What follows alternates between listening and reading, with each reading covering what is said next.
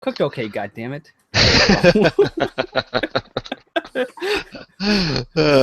What's up, everyone? Happy Thursday, and welcome to another episode of Our Parents' Basement, a podcast that will make you feel very happy on the inside. This is our 25th episode. Super excited about that. And last week, we talked about summer and fun in the sun, favorite summer movies, favorite summer food, favorite summer memories, all kinds of good stuff as we kissed the season of summer goodbye. This week, we have something, once again, a little different for you all, and it's going to be a really good time. So let's just dive right in, shall we? As you all know, I'm Kashell, and with me this evening, we have two very cool gentlemen. The first is a Southern gentleman, Mr. Turf. How are you doing today? Doing well, man. Just ready to share with the world what we're about, what we are. Yes, very philosophical. I like that. I like the way that sounds. That was just cheese. It was just cheese. We're not gonna get deep tonight and touchy-feely. Well, maybe when we are no longer live, because we don't want to alienate any of our audience members. And also with me this evening, we have someone else who is being very inappropriate right now, MrNikon. How you doing, my friend? I'm being inappropriate? What am I doing inappropriate? I'm just kidding. You know I that. haven't said shit yet. Well, glad to have you as well, my friend. Well, tonight's episode is once again, like I said, going to be slightly different. Now, we at Our Parents' Basement, we are all a bunch of gamers, and we try to represent nerds and try to dive as deep as we can into the realm of nerd culture. But you know what? We are all so much more than a bunch of gamers and comic book fans and anime fans and old school movie fans and stuff like that. There's a lot more to these castmates before you than, you know, just game hunting and sitting in the basement and spending 8 hours in front of a TV screen with a controller in your hand. Don't get me wrong, I love doing that, but you know what, there's more to life than just gaming. I can't believe I just said that because I love video games. So tonight, we are going to share with you all other stuff that makes us tick. You know, other hobbies we have, other interests, things like that. And I'm really excited about it because this will be a chance for me as well to get to know these two fine panel mates of mine. So yeah, let's just get into it. There's really not much more of an introduction than that. So let's see, how should we begin this? Turf, my friend, tell us a little something about yourself, other than being a big NES collector. All right, other than a ridiculous NES collector that makes zero sense, I have another passion, something I do a couple times a week that I really enjoy. I'm a huge fan of Brazilian Jiu-Jitsu. I actually came from class just a little while earlier tonight. 2 times a week, I teach a kids class and participate in an adults class at a local college. It's something I've done. I started, Lord, probably 7 years ago, about 8 years ago, and I've done it. You know, I say not nonstop. I mean, I had a kid in there, and that really put a damper in things. So I mean, it might be 3 months in between me getting to go, and then well, I mean, it really took a backslide. I mean, I was on a good path, and then it got put on the back burner, you know, because of life. But in the last few years, I've really been able to pick it back up. Really been able to jump in there and stay busy. You know, our classes have gotten big enough again that we can have classes 2 times a week. So it's been nice. We really enjoyed it, and I'm a huge fan of doing that and just learning. Learning a self-defense art, I guess. Learning the techniques, being able to teach the techniques. That's what I really enjoy about it. Is I really enjoy teaching. I'm not a huge fan of competition because it's not that I don't enjoy the competing. It's that I put too much pressure on myself, and I have to be the best. I have to be. If I don't get the first place trophy, I don't get any. I mean, I've been in. Lord, I hadn't fought in a tournament in a long time, but the 3 that I've been in, I've had a second, and a first, and so I mean, I'm not bad at it, but I put too much pressure on myself. And even like the last one I was in, I got first place, in the super heavyweight division, and I didn't, I didn't enjoy it. I couldn't have fun. I had to beat everybody, and it just wasn't a good time. So I focus more on the teaching aspect of it for me, and I really enjoy that. I can break down the techniques. I learn more by breaking down the little details to everything, and it's my number one hobby. It's the one thing you make time for what's important for you, right? So I make time for that. I get to do that. My son recently in the last 2 months has started doing it. So I teach him in the kids class, and he's having fun with it. I hope he sticks with it. If he doesn't, that's fine. I've made it like a real point not to push him into it because I wanted something that he enjoyed. And he, it was just kind of me going. And then it turned into, hey, Daddy, can I go with you? And about 6 months ago or so, he went with me a couple times. And it wasn't for him. I was like, that's no big deal, man. You can just hang out and whatever. And then a couple months ago, he said, hey, I want to give it another shot. And I said, yeah, buddy, come on. So he got his first gi Tuesday night, and he wore it again tonight to class. He's all pumped, man. He's pumped about that. Yeah. Nice. It's that's a lot of fun. That makes you a proud papa, Oh, So that's something that I'm really enjoying, and I hope to be able to do it for a long time, as long as my body will hold up. So I have a question about all that, because when I think of jiu-jitsu, I think the first thing that I think of, because I'm kind of a priss, are the mats. Are those mats cleaned? Yes. Okay. Yes. Yeah. Okay. I'm kind of like you. I'm super paranoid of staph. Crazy. Plantar's warts, ringworm, list goes on. Exactly. I'm super paranoid of it. So, but luckily, the local college here is they were nice enough that after they have their wrestling practices, they let us use the wrestling room. Great mats. Wrestling. And, yeah, the only real, I guess, thing that we have to do, because it's a community service to let us do this, we let all their students come for free, but we have to clean the mats afterwards. So that's one thing that for sure is done, that we clean the mats, we disinfect everything. Good. So if I'm going to have my face on something or my body rolling around on something, I'm going to make sure that it's clean.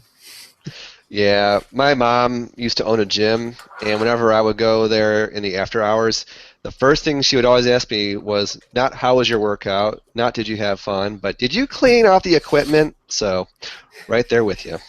And when I get home, I've got I keep Dial soap in the shower. I come straight home, take a shower, and I scrub down with it. That's something I'm terrified of staph infections. So sterilize it. Yeah, you don't want MRSA either. Yeah, you don't want the MRSA. That stuff will get you. Cool. That is pretty awesome. It seems like a lot of like a really tough workout though. Like the more you get into it. It's a not. There's only way you can get in shape for jiu-jitsu is by doing jiu-jitsu. There's no amount of running. There's maybe swimming, but anything else, you're not going to be in enough cardio shape to be able to do it, because you use muscles that you don't even know you have. You're moving in ways and directions that that a body's not used to doing. You can't. It's hard to mimic with weights or with just running. It's really hard to mimic. Kettlebells are one thing that like functional strength. If you can do a good kettlebell workout, will add to your jiu-jitsu game. But as far as bench press isn't going to do anything. So are you a black belt? No, not even close. I'm a blue belt. That's the second belt in line. It takes a solid 10 years of practicing to get a black belt. It's not like some of the karate. Well, I'm not saying all karate, but like some of the ones that got just like the McDojos. There we go. I didn't know if anybody else would know that term, but it's not like where there's going to be a 12-year-old black belt. It's just not going to happen. That's, in my opinion, is kind of a false sense of security. That's like giving a 12-year-old a gun with no bullets. Yeah, it's like that whole ideology of you just showed up, so you still get a trophy. That's what I think of. It is, and they do go through. They learn their katas and all that stuff, but it's not the idea of a black belt. And this is from a jiu-jitsu standpoint, from Brazilian jiu-jitsu standpoint. That's an instructor. You have mastered a lot of things, or mastered the basics, and you're on to other things, and you have a license to be a professor. So you're not gonna. That's not something that's taken lightly. That is a huge honor from. Yeah, for is there a green belt in there? in at the kids classes. all? Right, because that's my favorite color, so I got to ask these things. The adult classes or adult belts goes white, blue, purple, brown, black. Cool. And the kids, I believe, goes white, yellow, orange, green. And then when there's you can say you can't get a blue belt until you're 16. So even we had a girl, I've got a friend, she's a friend of mine now. She's 22 or so. Anyway, she started when she was a kid and went through. She was the first kid to go all the way through our kids program, and then on her 16th birthday, she was good enough she got her blue belt. So it was that was pretty impressive. And it's Sam, if you're girl. Austin, good job, Awesome. girl. Well, that's great. Awesome. Well, I'm learning so much already. Damn. I didn't know it was so involved. I just thought it was, go show up to class, break a board with your hand or your foot, get a belt, and call it a day. But I didn't realize it was so involved. Well, okay. How many times have you been attacked by a board? I can't break a board. I might be able to. I've never tried. I'm not going to be able to break any bricks or anything like that. That's I'm not ever going to be. But if somebody comes up and grabs a hold of me, I can handle myself. I've got enough practice in that, and I've got enough knowledge and muscle memory, I guess. A good example of this is a buddy of mine. I was in Walmart, and he came up behind me and grabbed me. You know how I was in the produce section. I'm looking at the potatoes or onions or whatnot, and he comes up behind me and he grabbed a hold of me and went to pick me up off the ground. Next thing he knew, his feet were up in the air, just out of reflex, just out of muscle memory, and it's of course we laughed. I set him back down. I realized who it was one of the time he was up in the air, and I set him down gently. But I could just from doing it repetition over and over, he would have been airborne if I if I hadn't known who he was. He'd been in the watermelon. Yeah, like Gallagher. So that was awesome. Really, that was awesome. That's pretty damn cool. It's something that I really enjoy, and it keeps me in reasonably good shape. And it, of course, if I trained more, I would be in better shape, and I didn't eat like an idiot. But minor details. Yeah, minor. You can't outwork a bad diet, folks. I'm living proof of that. So those tacos aren't going to eat themselves, or those chicken wings I saw the other day. Those or the tamales I had for lunch. I got tamales from like an outside little wagon car thing. They were great. That sounds good. Oh man, you want tamale? So, anyways, that's my number one A+ hobby. My passion. Cool. Awesome. Well, Mr. Nikon, how about you? What's like one of your huge passions aside from gaming? Cycling. I kind of figured that would be your answer. I race when I get the chance. Do road races, mountain bike races. Sometimes I ride down to work, do the commute to work on the bike. That's about a far commute. It's about 10 miles or so.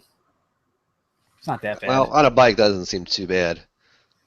Takes me, 25, 30 minutes to do that? So I got to ask you, like, when you cycle, do you have to wear those, like, spandexy suits and... Yeah. Oh, yeah. Those things is more weird. Comfortable. Oh, they are? Yeah. If you're wearing, like, jeans or other shorts, all that stuff, gets uncomfortable, gets heavy, gets all sweaty. You're going to chafe. Yeah. That's the thing. The chafing is... Chafing is real. You're doing like a 100-mile ride, Oh, see, I was talking about not when you're competitive, but like when you're just out for fun. Yeah, all the time. Once you start wearing it, it's uncomfortable not to wear it. Interesting. Okay, and you wear a helmet, right? Yeah, of course. Okay, good. Safety first. Riding Chicago streets. I've been doored once. Oh, really? Yeah. He just opened his door, dropped on my handlebar, caught it, and I was going pretty fast. I was doing probably somewhere between 25, 30. Jeez. Did you do one of these, like, acrobat down? I flew off my bike, Yeah. Probably, I landed like 4 cars Jeez. away. Superman. Land on my back, Ooh. and I get up, get back on my bike, keep on going. When I look at my arm, I got a hole. My arm is bleeding from where my arm hit the door, so I got a big gash on my arm. But what a trooper! You kept going. I got a scar from that. You have a scar? Yeah, from that. Yeah. Oh. Got so many scars from bike crashes. Only once I had to go to the hospital in an ambulance because they made me. I was just about to ride home. I'm like, I'm going home. I'm fine. It's like, dude, your whole face is covered in blood. You have to come with us. I'm like, I'm fine. No, gotta come with us. I'm like, okay. They breed you Chicagoans tough. Like, you wanted to keep going. You had shit to do. Like, you don't have time for a goddamn hospital. I was more pissed off that my bike was fucked up. Yeah, that would be because my seat got bent out of whack. Yeah. I'm like, looking at my bike. How am I gonna ride this home now? How am I gonna get home while blood is gushing from my forehead, which had to get 4 stitches. Funny. So, where's your? Do you have an A+ number one path that you take, or a trail that you ride, or something like that? I do the North Branch Trail a lot, which starts up at Devon, Milwaukee, way up on the northwest side, goes all the way up to Lake Cook Road at the Botanic Gardens, which is just that section of trail is like 25 miles. And that's your go-to bike path. Yeah, so the whole round trip from my house and back is about 8-mile ride. Doesn't sound bad. Sounds kind of fun, actually. Yeah. I haven't ridden a bike in so long, so I'm pretty interested by all this. Last time I was on a bicycle, it's probably in college, which was not that long ago, but still, it's been a while. And it was just around the block. I wasn't wearing a helmet. I was on the sidewalk and all that stuff. Whenever I see a biker, sometimes I get so angry because they have a tendency to veer towards the cars, and it's like they have no accountability for their own safety. Some of these guys, they can't watch their line. They're all over the place. They can't ride in a straight line. Yeah, exactly. Like, that's what scares me. And sometimes I'm like, yeah, you deserve to get hit, you little asshole. But most of the time, it's like, dude, be careful, because if it's car versus bike, I think the car is usually going to win. Usually, yeah. It's like, sometimes, like, when I'm in a car with Jenny, we're driving and we see a bike. I'll be looking at these guys riding a bike, like he's got awful pedaling stroke.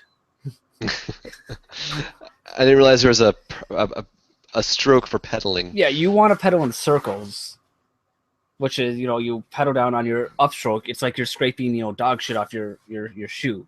So you want to keep going in a nice circular movement instead of just pedal down, stop. So you're just kind of not getting as much efficiency in your pedaling stroke as you could. Well, this is pretty interesting. Wow. Okay. Cool.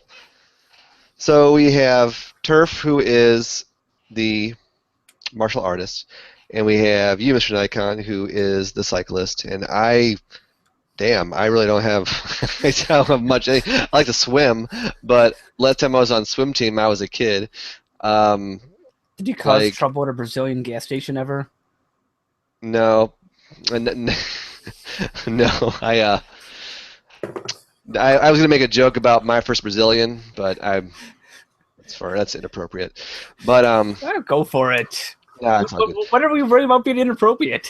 Well, it's also not really my joke. I don't want to take credit for it. So, but geez, I feel kind of lame now, considering that you guys are so devoted to these hobbies. Like I said, I love to swim, though.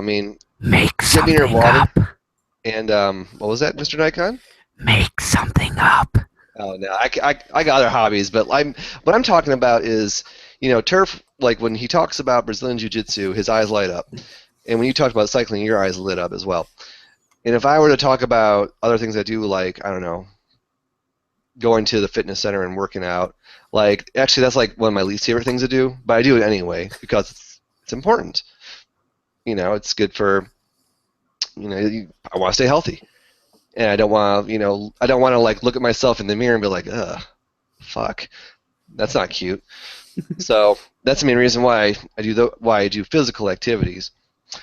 But I will say that one thing and you guys are going to be like, this guy's a fucking weirdo. One thing I am pretty, like, not passionate, but I really do enjoy is whenever I'm in a new city, I love seeking out non-chain coffee shops. Now, are either of you two big coffee drinkers like me, or not really?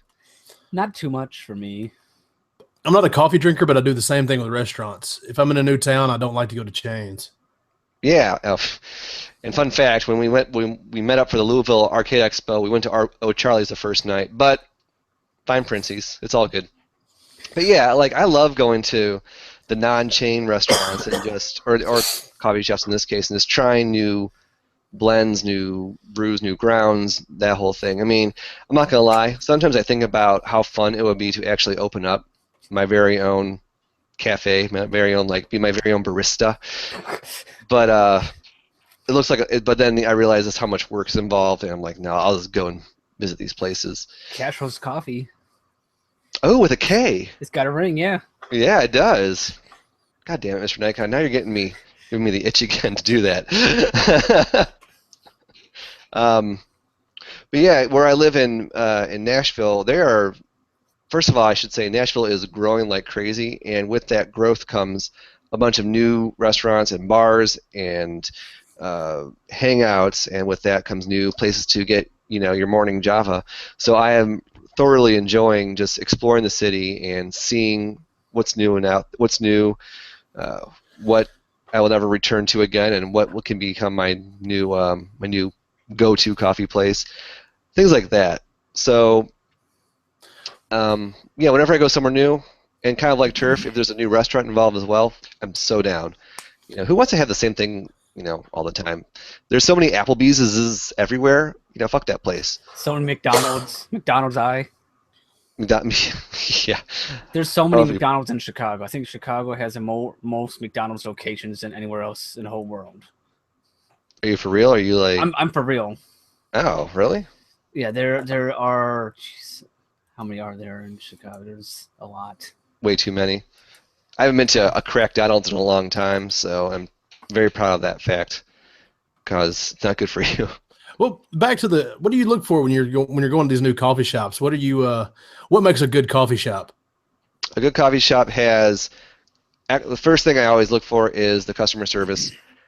A lot of these non-chain places, like the people behind the cash register, sometimes they seem so apathetic. They seem like they don't want to be there. They have their stupid man buns. They have their stupid oversized glasses, and they'd rather be, typing furiously on their laptops for their project that will never go anywhere. But if if there's, a service with a smile, that's number one. That's like definitely a good start. Even if the coffee tastes like shit, I will still favor that place and recommend that place. Like, it's not so good, but hey, you'll have great customer service. Following that, it's all about variety, even though I usually get the same thing. It's all about taste. It's all about the atmosphere. Like, if I see a bunch of late 20-somethings gathered around tables and typing away on their iPhones, then usually that's a good sign of a good place. I know it's not. It's not cool, but on the other hand, if I see a bunch of little kids, little shitheads running around, then no, there's got to be like an age limit as well. And did I mention taste? That's also important, obviously. Things like that, just the usual stuff. I think it's the things that anyone would want to have in their dining or drinking experience, honestly. So. Well, what's the Kashell flavor of the month? What's the go-to? You said you usually get the same thing. It's really boring. It's usually iced coffee with cream. I'm not good, and that's it. I'm a simple man. However, simple man with simple taste. Yeah, it's really easy to fuck that up. You'd be surprised. Like, some people, the places I've been to, they'll take hot coffee, pour it from the spigot, and just put ice in it. I mean, that's not iced coffee. That's a disaster. So I've been to places like that. On the other hand, I've been to places that like have the stuff. It's been like percolating overnight, and they've set it in the fridge, and when you that first sip, it's like it's so rich and so robust. It's like the perfect wake-up call. It's great. Yeah, I think that's what Jenny's coffee place when she was working at this coffee place did. They just took whatever leftover coffee from the previous day, poured it in a jug, put it in the cooler. Boom, get your iced coffee. It's so good too. I love that. Now usually if it's cold outside, if it's wintertime, I'll get it hot. But the lattes, the mochas, that stuff, I used to be into that. Then I saw how much sugar and calories were in them. I'm like, not so much anymore. Every once in a great while, maybe. But usually it's just regular old, the good old black stuff. Coffee, that is. So. Hey! I know. Can't have OPB without some reference to that.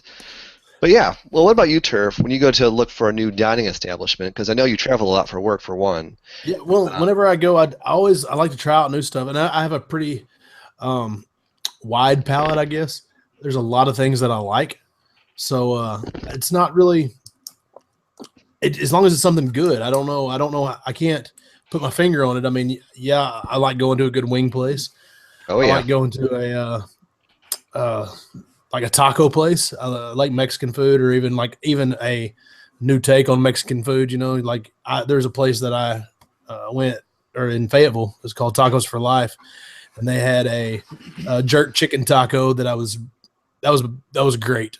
And then they had Korean barbecue tacos, which another excellent thing. You know, who would have thought to put Korean barbecue on a taco? Other than we live in fantastic times. Let me tell you, it's things are good. America. Even though you're talking about tacos, America. Yeah. Donald Trump would hate me right now. Fuck him. Anyways, there's just new stuff. That's a new flavor, something I haven't done before. I mean, you've had fried chicken 1,000 different ways, but when we went to Gus's Fried Chicken in Memphis. Oh yeah, that was great. It was a little bit different. The cayenne pepper in the batter, and man, that was good stuff. So and then occasionally you find something like that, like a Gus's Fried Chicken, which I know they've spread out and there's more of them now, but it originated in Memphis.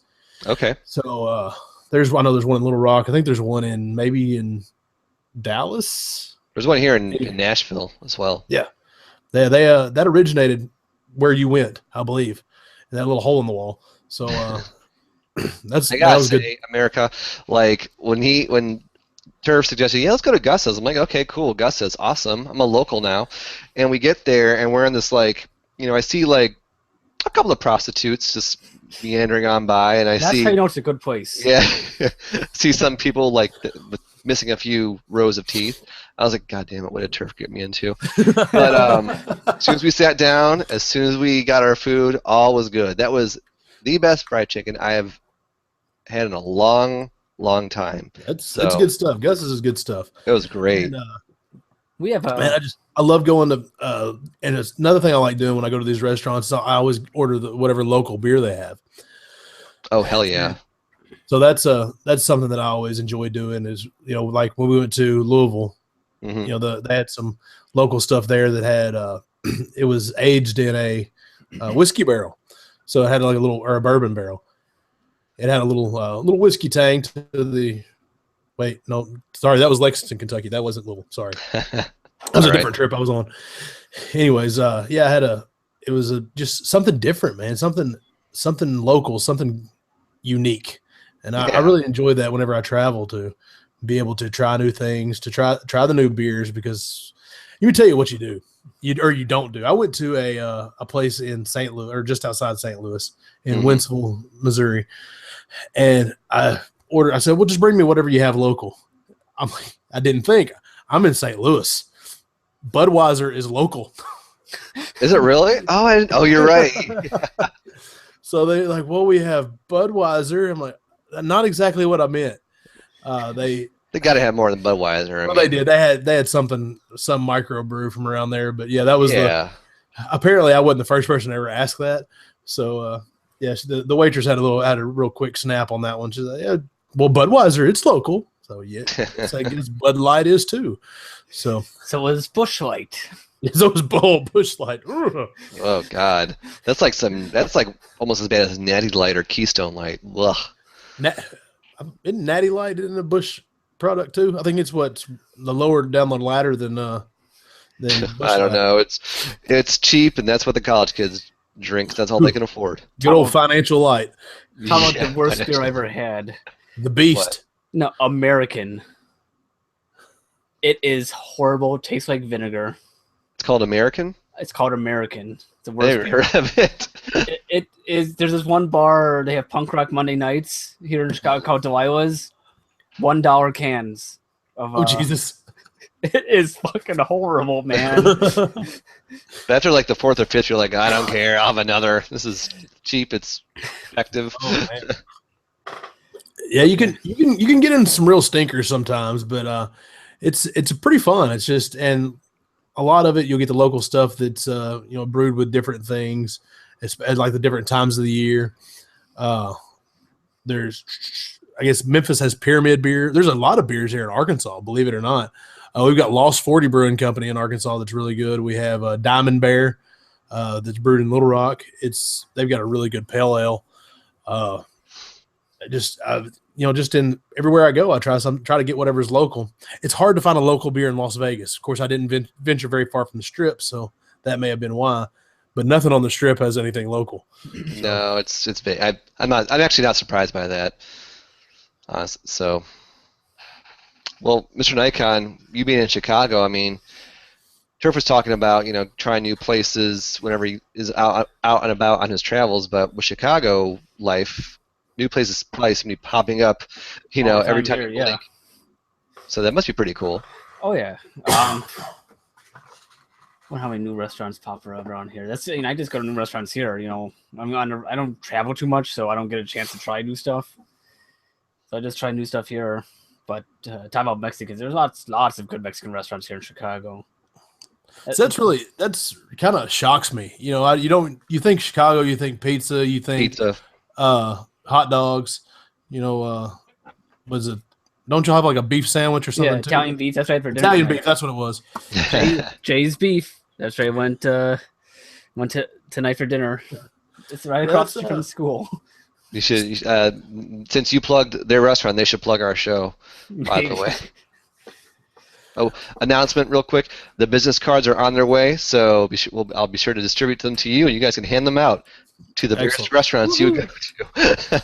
I'm going to start pinning them to the boards in little cafes. But yeah, here in Chicago, we got, big, large, Mexican population here. We've got the little guys with the paleta carts going down the streets all the time. That's cool. When I hear those little bells going, I'm like, oh, the paleta guy's here. Like at the old place, where before we moved here, it's like we're chilling on the back porch. I'm smoking a cigar, having a beer. Then we hear him going down the street. So Jenny, myself, and a roommate, we go running down the street. We got beers and cigars, chasing the paleta guy, going to buy ice cream. We're adult ice cream man. Yeah.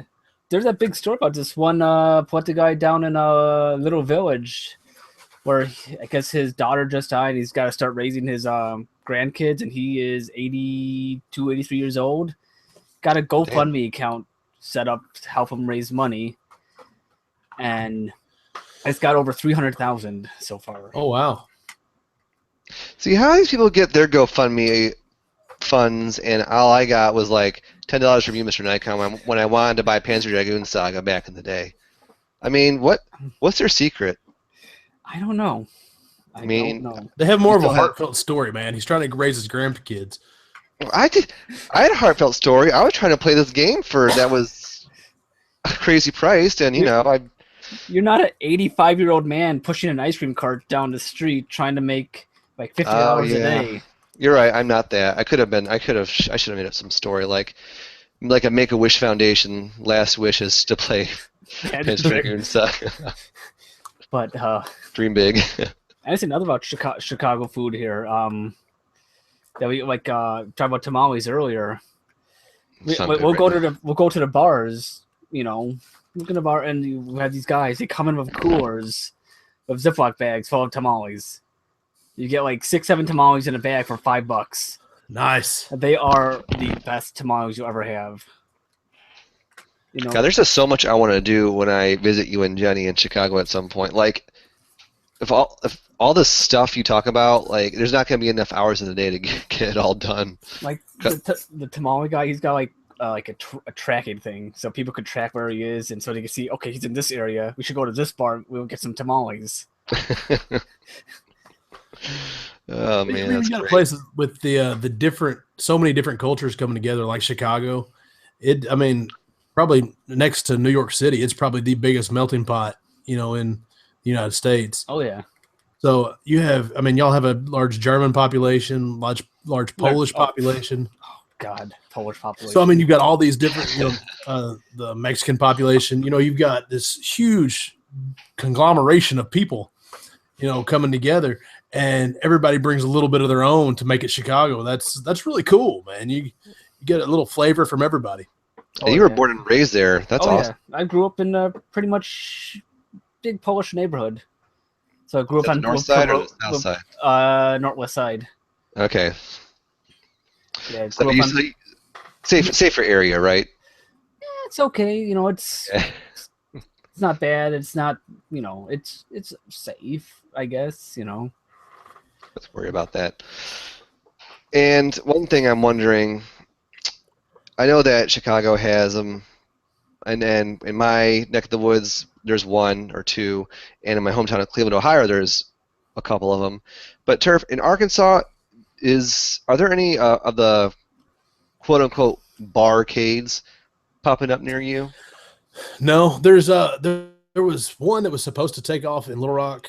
I don't know if it was a barcade, but it was I can't even remember the name of it, but I don't know if it ever even took off.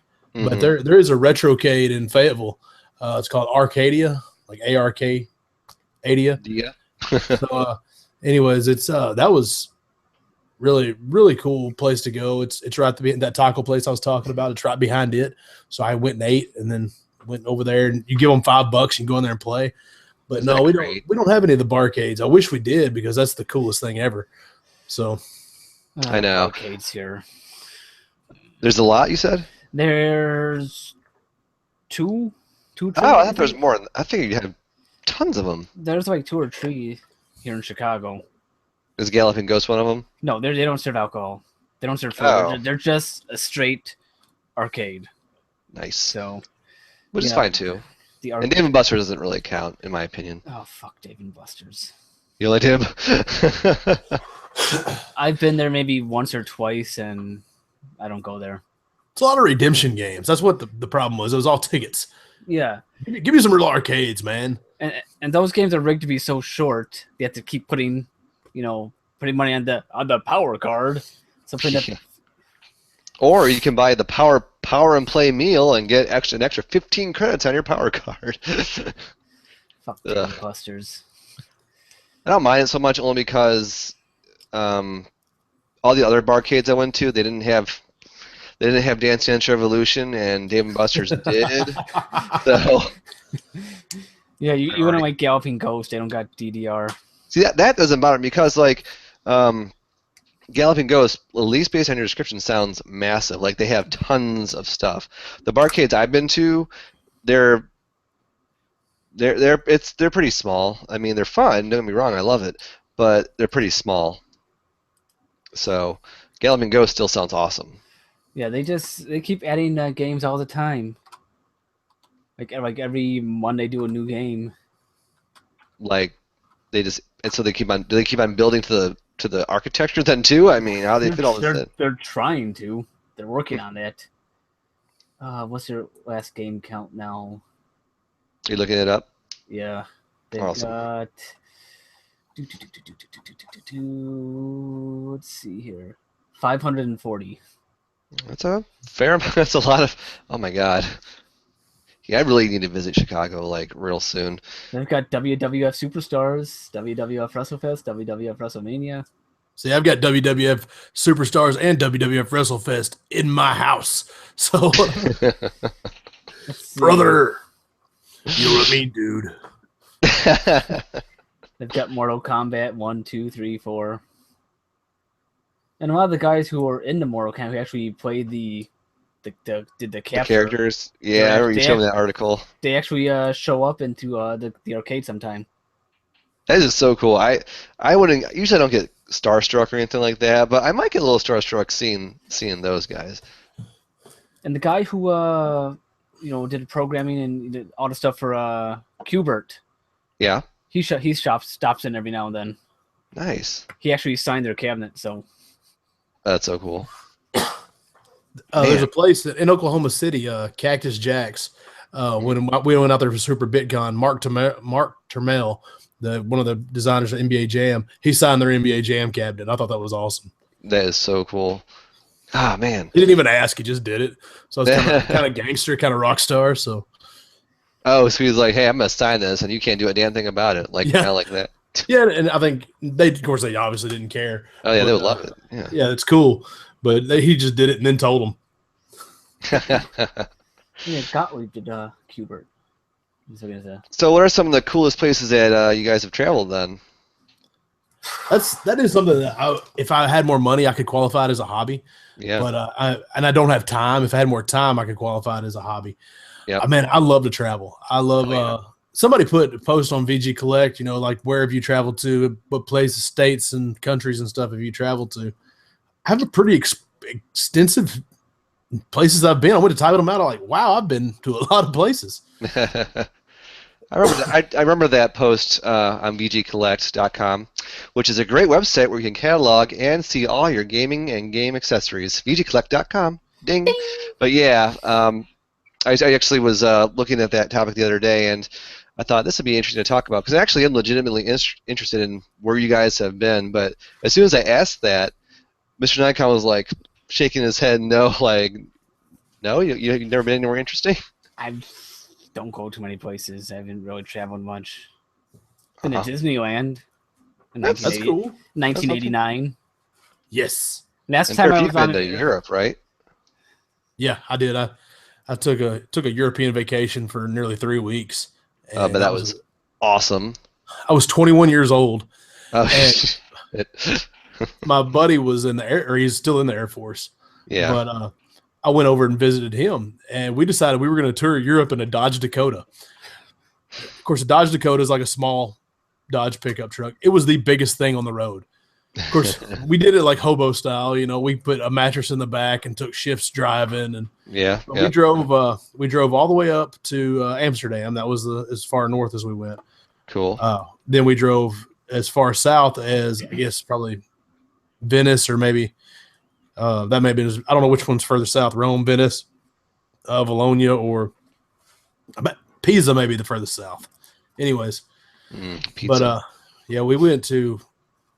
That was the trip of a lifetime, and it's. I'm glad I got to see it. I'd love to do it again. I would, because I'd really like to see Greece before it breaks off into whatever civil war. Before the economy goes corrupt. Before everything collapses and they start selling off pieces of their ruins for like $5 a piece. Shekels. Yeah, for euros. Before that happens, I'd love to see Greece. Rome was absolutely amazing. It's standing in the floor of the Colosseum was wild. I actually expected it to be bigger, but it is what it is. Did you feel like a warrior when you stood there? Just like they have I guess scaffolding out there for you to walk across, because the floors, they have had all the tunnels and stuff underneath, like you've seen in Gladiator. Yeah. They a lot of that was the floor giving way, so you could see the tunnels down below it. So they just had a pathway across it, but you got to walk out on the floor of the Colosseum. So that was pretty wild. That is so cool. And just get the history.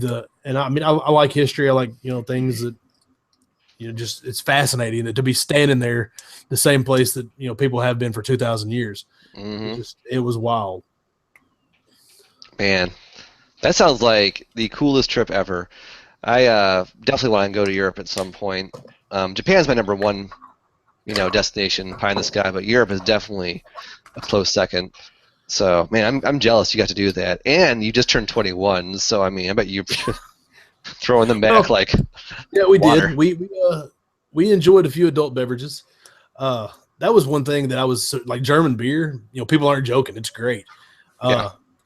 But what shocked me is that in the Netherlands, the best beer I've ever had in my life was a Heineken at the Heineken Brewery. Ooh, that sounds good. You wouldn't think that it was be anything special. It'd be just, but it was it was completely different than what we have over here, and it was the tastiest thing that has ever crossed my lips. It was nectar of the gods. Yeah, It was something. It's like heaven. Went up to Milwaukee, went to the Miller Brewery, and had a beer at that brewery. And that was pretty darn good for being like Miller. Was like MGD. Yeah, the genuine draft. Right out of the tap, right at the brewery. It's like real fresh. Probably just came off the line that morning. It was pretty good. Yeah, I've done the Budweiser tour at St. Louis. It's actually really fun. It's really interesting. You get what you get to do. You get to walk through there and look at stuff. You get to go see the Clydesdales and all that. Oh, neat. And then they line you up and like, of course they pick. I was probably 20, 21 or 21, 22, something like that when I toured it. And they gave us samples of beer. And they picked a few of us out and said, "Here, try this." I was like, "Okay, we'll knock it back." Like that's beer that was, came off the whatever this morning. It's the freshest beer you'll ever have. Like, oh, great! This is good. It was good old Budweiser. And then they said, "Well, this is something else." And then they hear, "Try this." And it's like, "Well, this is what we call punished beer. It's been out in the heat. It's been cooled off. It's been put back in the heat, and then it's cooled off again. We were giving it to y'all, and it was like 115 degrees and something stupid." Of course, God. I'm a stupid college kid. I take it on, and then just go ahead and kill the glass. So, got a good kick out, tickle out of everybody, a little chuckle, because it wasn't as bad as the swill I'd been drinking. So. Oh yeah, we always forget. Like back in those college days, you only got what you could afford, and what you could afford was never very PBR. good. There was some Bud Ice in my life. PBR. Bud Ice will get you drunk. Yeah. Which is the point, I mean, how else are you supposed to enjoy beer pong and flip cup? I mean, you can't drink. That is true. You can't drink the fancy stuff with that because it'll get spilled everywhere all over the floor. And that's a waste of alcohol. But that really is. That's been, I guess, probably like my second hobby. I guess is trying new restaurants, trying new beers and new flavors. I guess the local fare. And then if I had another, the money and the time, I'd love to travel, love to see new things. Absolutely. One of my favorite places to go on the planet, and it's just for the jerk chicken, is Jamaica. I love jerk chicken. I've been trying to recreate it ever since I came back. I've been twice trying to recreate that for the last decade, and I can't do it. I can kind of get close, but it's just not the same. Sure. That jerk chicken is something else. It's fantastic. Yeah, I wish I thought to try it because I was in Jamaica a couple of years ago. I've been twice as well, and I did not put two and two together to think of getting the jerk chicken. I was too preoccupied with trying to prevent my cousin from trying to score some weed, and we were on a cruise ship. They're gonna check your bags. I'm like, dude, this is not a smart idea. So stop trying to get reefers and whatnot. So try to stay away from the reefers. Yeah, it's a gateway drug. In your pot. Man, traveling is something that I could see myself getting just addicted to if I had, like I said, the time and the money to do it. Because man, just new cultures, new people, just new food. Of course, it probably was new food. It's probably something because I was young and it was okay to be an idiot that young. I was trying to. I know like a little bit of Spanish, like high school Spanish. Sure. And we got around Europe on high school Spanish, so that was an adventure in itself. And nice. Donde está ese? If you go into these countries, you'll be surprised what you learn. Just by necessity, you'll pick it up pretty quick. So it was fun to just try to. I had a almost conversation with an Italian person, with an Italian lady, and she was hey. By the way, she was like gorgeous. Like a conversation, or just talking about the weather. It was a few smiles, and that was about as far as it went. But she got a kick out of the stupid American, and she made an impression on my life. So you still remember her fondly. Yeah. If you're watching out there, Italian lady. Yes, say bella. You can tweet to Turf at OPB Podcast. Yeah. Yes, you can. Yes. I don't remember your name, but you were beautiful. She probably had like let me guess, like the long black Italian hair, the bronze skin. Yes, they're just the gorgeous classic eyes. Italian lady. Yep. Ah, ciao Yeah, bella. It worked for me. That's awesome. Ah, Like the girl Michael Corleone met when he was on Exile Nero in The Godfather. like I missed that. What? What are you talking about? Just talking about The Godfather. Don't worry about it. Oh, okay. MrNikon. Sometimes your references, they just go right over my head. So, but anyways, we are nearing the end of the hour, so I think it's time we start saying our goodbyes. This was cool, because, like I said in the introduction, I mean, yeah, we're all gamers, and we could talk about games until the cows come home. But, you know, there's more to us than that. We like to do Brazilian Jiu-Jitsu. We like to try new coffee places. We like to cycle. We like to travel. We like to try new places for food. And I guess some of us like to try to woo Italian women. And, yeah, we're very multifaceted. But, that being said, Turf, if someone would like to listen to this again, or if that special lady from Italy is listening, or was not able to catch this live, where could you hear it again? Well, it's going to have to say that she's going to have to learn English in the last decade, or, well, it's probably been, I guess, about 14 years. So she learned English, and she happened to come across this. Yes, we shared a moment in Bologna. I remember you. Anyways, if you enjoy this podcast, if you enjoy what we're doing here, if you like to laugh with these three chuckleheads, just check us out on ourparentsbasement.com. All of our videos are there. The video versions of this podcast can also be found on YouTube. They're all there. There's a nice playlist. You can just turn it on and just let it ride during the day while you're grinding away at work. You can check out the audio-only versions on iTunes, on Google Play, on Stitcher, on iHeartRadio, and on SoundCloud. Yes. We have there's lots of options to download this to your mobile device, or even stream it if you're cool like that. If you want to interact with us, hit us up on Twitter at OPB Podcast. We're on Facebook, facebook.com/OPB Podcast. Give that a thumbs up. So give it the old like button so you can catch all the updates that we do and the silly stuff that we say. Awesome. And if you want to email me, that's at opbpodcast@gmail.com. And there you go. That's how to get a hold of these fine fellows. Also, we will be in Arlington, Texas in less than 2 weeks, I think. 2 weeks from tomorrow. 2 weeks from oh my God. Or 2 weeks from happening. Saturday will be Retropalooza. Retropalooza 4. I actually tweeted at Retropalooza a little while ago trying to get somebody to bring a DDR machine.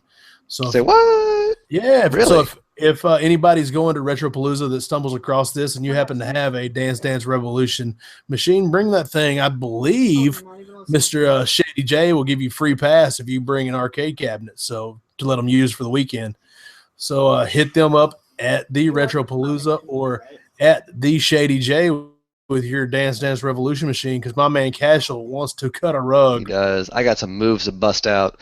Still got it in my old age. So, yes, it will be a really cool time. I cannot wait for that, and it is going to be here sooner than you think. But that being said, for tonight, I think our time is up. So I want to thank all of you for sharing your side hobbies with me. And last but not least, I want to thank you for watching and or listening to this. We will catch you real soon. So until then, take care of yourselves. See you guys later. Later. Peace.